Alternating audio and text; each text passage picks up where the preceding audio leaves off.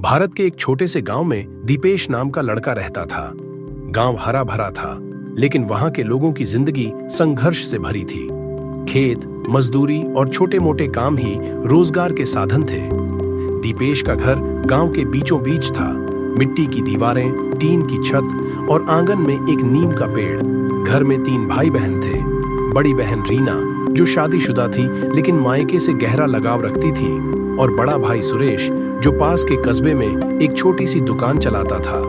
दीपेश सबसे छोटा था और शायद इसी वजह से सबका लाडला भी था। लादेज प्यार का असर ये हुआ कि दीपेश बचपन से ही पढ़ाई में बहुत ध्यान नहीं देता था।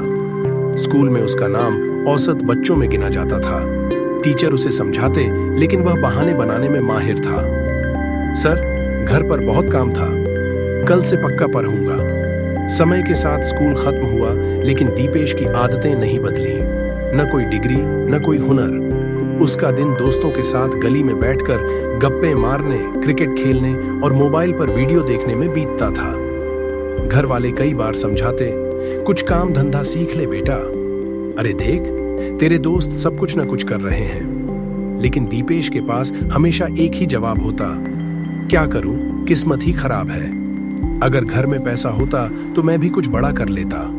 धीरे धीरे उसकी उम्र बढ़ रही थी। 25 पार करते ही गांव में बातें शुरू हो गईं। अरे दीपेश अभी तक कुछ करता नहीं है, शादी कैसे होगी।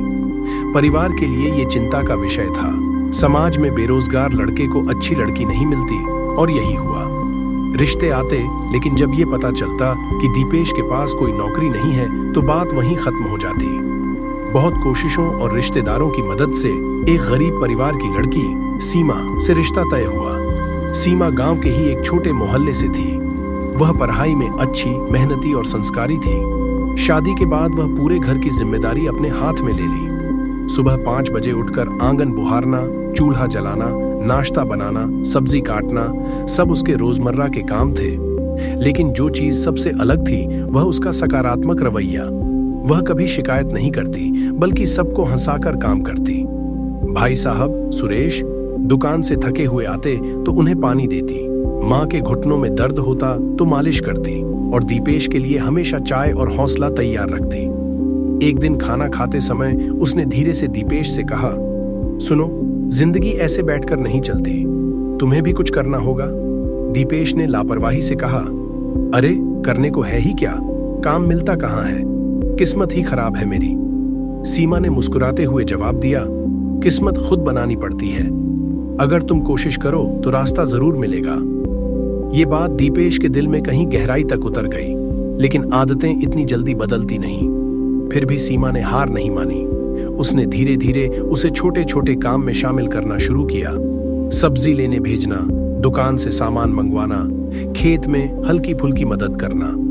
कुछ महीनों बाद गांव में एक सरकारी योजना के तहत सिलाई और मशरूम खेती का प्रशिक्षण शुरू हुआ। सीमा ने नाम दीपेश का लिखवा दिया।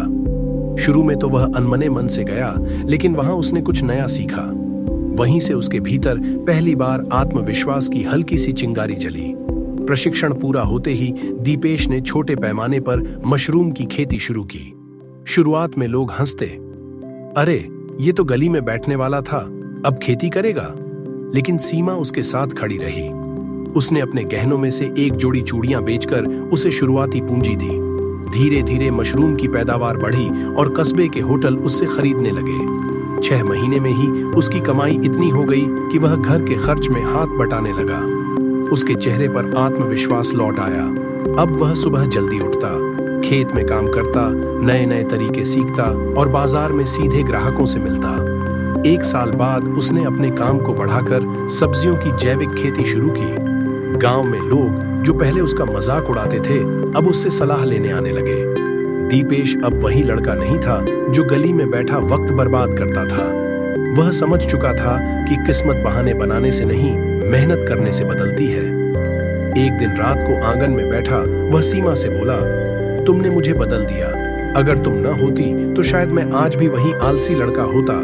सीमा ने मुस्कुराकर कहा, मैंने सिर्फ तुम्हें रास्ता दिखाया, चलना तुम्हें ही था। दीपेश की कहानी यह सिखाती है कि चाहे हालात कितने भी खराब हों, सही सोच और मेहनत से इंसान अपनी जिंदगी बदल सकता है।